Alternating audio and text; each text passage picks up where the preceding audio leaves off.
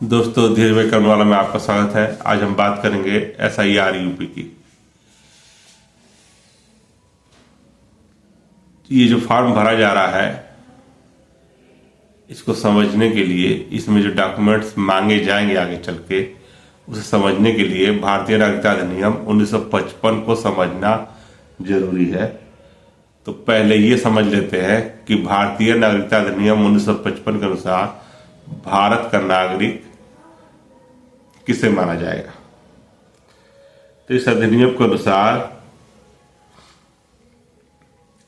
जिन लोगों का जन्म 1 जुलाई 1987 से पहले हुआ है, उनको जन्म से ही भारत का नागरिक मान लिया जाएगा। एक दूसरी कंडीशन है, जिनका जन्म 1 जुलाई 1987 और 2/12/2004, 1 जुलाई 1987 और 2 दिसंबर 2004 के बीच भारत में हुआ है, उन्हें भारत की नागरिकता के लिए उनके माता पिता में से कोई एक भारत का नागरिक होना चाहिए। यानी उन्हें यह भी साबित करना पड़ेगा कि उनके माता पिता में से कोई एक भारत का नागरिक रहा है। एक तीसरी कंडीशन है, जिनका जन्म 3/12/2004 को यानी 2 दिसंबर 2004 के बाद भारत में हुआ है, उन्हें यह साबित करना होगा कि उनके माता और पिता दोनों भारत के नागरिक हैं। तो ये 3 कंडीशन हो गई। एक कंडीशन और है, जो लोग नागरिकता के लिए आवेदन दे के नागरिकता ग्रहण करते हैं, इस संबंध में उनको नागरिकता प्रमाण पत्र देना होगा। इस संबंध में एक उदाहरण है अदनान सामी का। अदनान सामी पाकिस्तान के नागरिक थे, सिंध के थे, और जब लाल कृष्ण आडवाणी गृह मंत्री थे, उस समय वो एप्लीकेशन दे के भारत के नागरिक हुए थे। तो जो 7 साल से भारत में निवास कर रहा हो, वो एप्लीकेशन दे के भारत सरकार को भारत की नागरिकता ग्रहण कर सकता है, तो उसको नागरिकता का प्रमाण पत्र देना होगा। अब बात करते हैं SIR फॉर्म की। तो अभी जो SIR फॉर्म आया है, ये आपके BLO के पास है, और BLO के पास जो फॉर्म आया है, ये प्री फिल्ड डाटा है। यानी इसमें आपका डाटा वोटर कार्ड के हिसाब से आपका नाम, आपका एपिक नंबर, जो अल्फान्यूमेरिक नंबर है, जैसे अल्फान्यूमेरिक यानी अल्फाबेट और नंबर दोनों मिला के जो होता है, जैसे पेन नंबर होता है, इस तरीके से। तो अल्फान्यूमेरिक नंबर है और आपका पता है। यानी जो पुराना आपका डाटा है, जो निर्वाचन आयोग के पास आपका डाटा है, उसमें जो आपका नाम, आपका पता और आपका फोटो, ये स्कैन करके फॉर्म में ऑलरेडी आ रहा है। ये आपके BLO के पास है। आपके BLO को आपके घर तक ये पहुंचाना है, या और सरकारी कर्मचारी, आंगनबाड़ी कार्यकर्ता भी कहीं लेके जा रही हैं। अगर आपको मालूम नहीं है आपका BLO कौन है, तो आप ऑनलाइन जाकर निर्वाचन आयोग की साइट पे अपना मोबाइल नंबर डालेंगे, OTP आएगी, और इस तरीके से मोबाइल नंबर से आप रजिस्टर्ड होंगे, फिर लॉगिन करेंगे। आपके वोटर कार्ड पे जो एपिक नंबर होता है, EPIC, जो अल्फान्यूमेरिक नंबर होता है, उसको आप डालेंगे तो आपका डाटा उस पर आ जाएगा, और उस पर आपके BLO का नाम मोबाइल नंबर के साथ आ जाएगा। जो फॉर्म आपको मिल रहा है, उस पर भी आपके BLO का नाम है, मोबाइल नंबर है।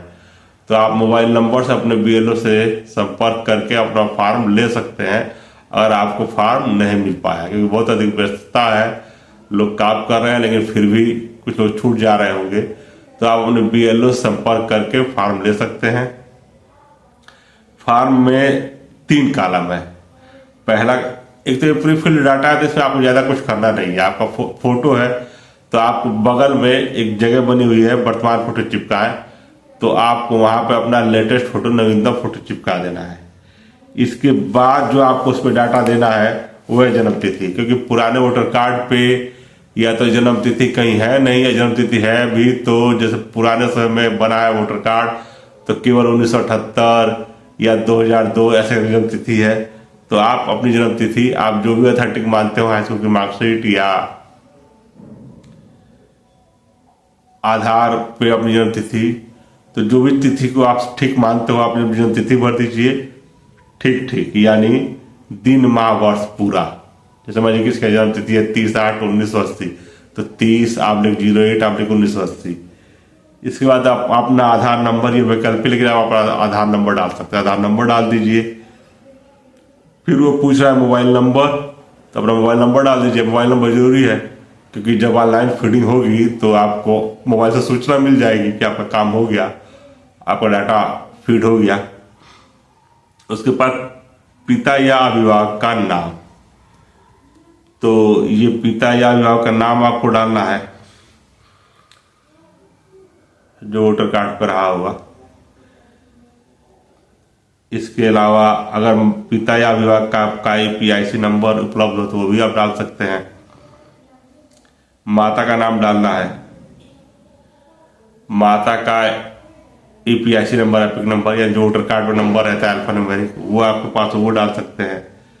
पति या पत्नी का नाम वो आप डाल सकते हैं, और पति और पत्नी का एपिक नंबर, यानी अगर APIC नंबर वोटर कार्ड का नंबर, वो आप डाल देंगे। तो इससे आपके डाटा का मिलान हो जाएगा। दूसरा कॉलम है पिछले SIR की मतदाता सूची में मतदाता का विवरण। तो पिछला SIR हुआ था 2003 में, तो 2003 का डाटा अगर आपके पास हो, ऑनलाइन भी आप डाटा सर्च कर सकते हैं, जाके अपना विधानसभा क्षेत्र डालेंगे, एरिया डालेंगे तो आपको डाटा मिल जाएगा। तो वहां से आप 2003 का डाटा भर सकते हैं। या आपके पास ये डाटा नहीं है, आपको नहीं जानकारी है, आप 2003 में कहीं और थे, तो जाहिर सी बात है फार्म तो जहां आप थे, जहां आपने वोट डाला होगा, उस BLO के पास होगा।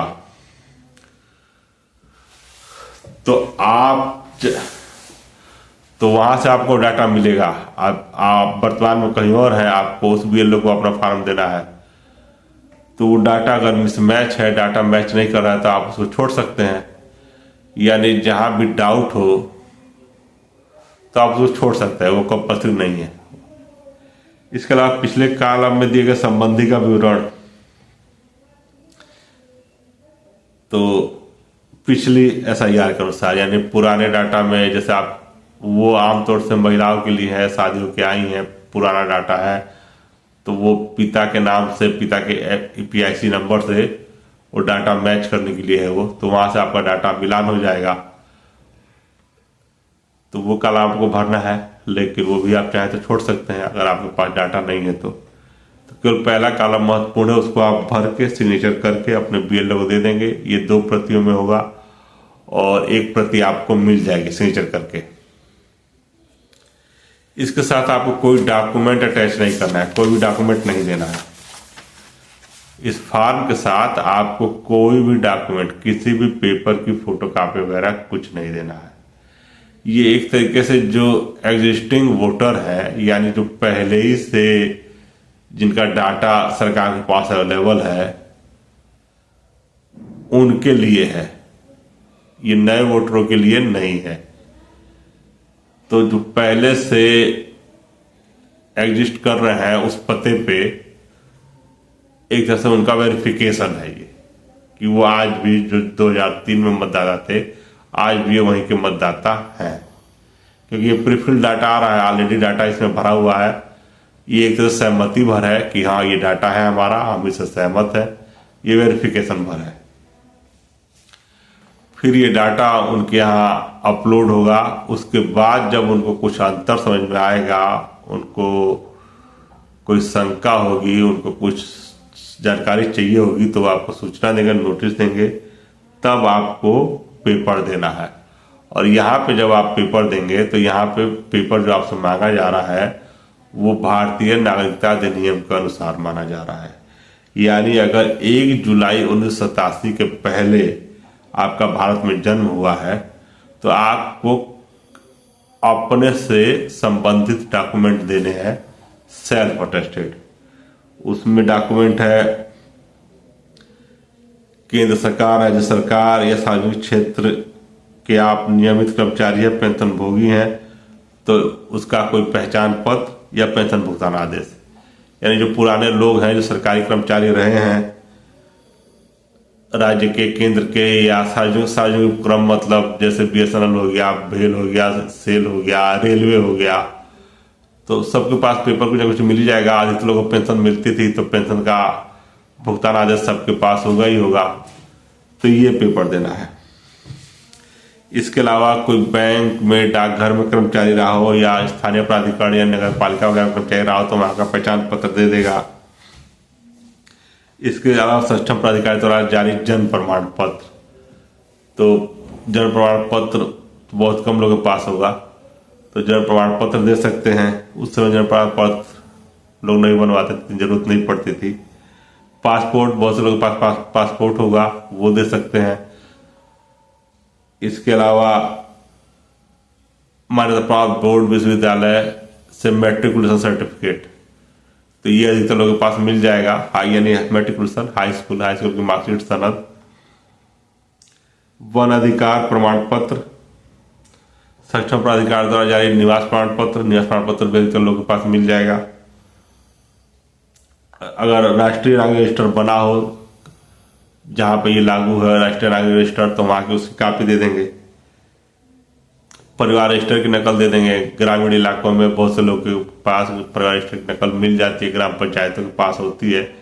कोर्ट कचहरी के काम में अक्सर परिवार रजिस्टर की नकल लगती है पहचान के रूप में, तो ये बहुत से लोगों के पास मिल जाएगा। सरकार द्वारा जारी कोई भी भूमि मकान आवंटन प्रमाण पत्र, सरकार ने कोई भूमि मकान आवंटित की हो, प्रधानमंत्री आवास योजना, इंदिरा आवास योजना, पट्टे की जमीन, तो इस तरह प्रमाण पत्र बहुत से लोगों को मिलता है। जमीनें मिलती है, सरकार आवंटित करती है, उसका प्रमाण पत्र दे देंगे। तो ये देना है जिनका जन्म 1 जुलाई 1987 से पहले भारत में हुआ है। इनमें से कोई एक पेपर सेल्फ अटेस्ट करके दे देना है। अगर आपसे मांगा जाएगा तब, अभी फॉर्म के साथ कोई पेपर आपको नहीं देना है। दूसरी कंडीशन वही, यहाँ भी भारतीय नागरिकता अधिनियम की बात है, यानी 1 जुलाई 1987 और 2 दिसंबर 2004 के बीच जिनका जन्म भारत में हुआ हो, उनको अपना डॉक्यूमेंट देना है और अपने माता पिता में से किसी एक के भारतीय नागरिक होने का डॉक्यूमेंट देना है, यानी 2 लोगों का पेपर देना है।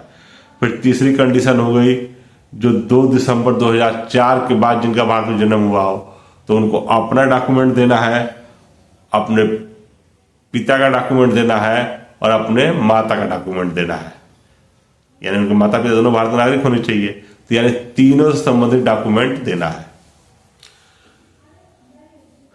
तो ये समझ गए होंगे आप, और अब इतना समझने के बाद आप ये भी समझ गए होंगे कि SIR NRC से जुड़ा हुआ है।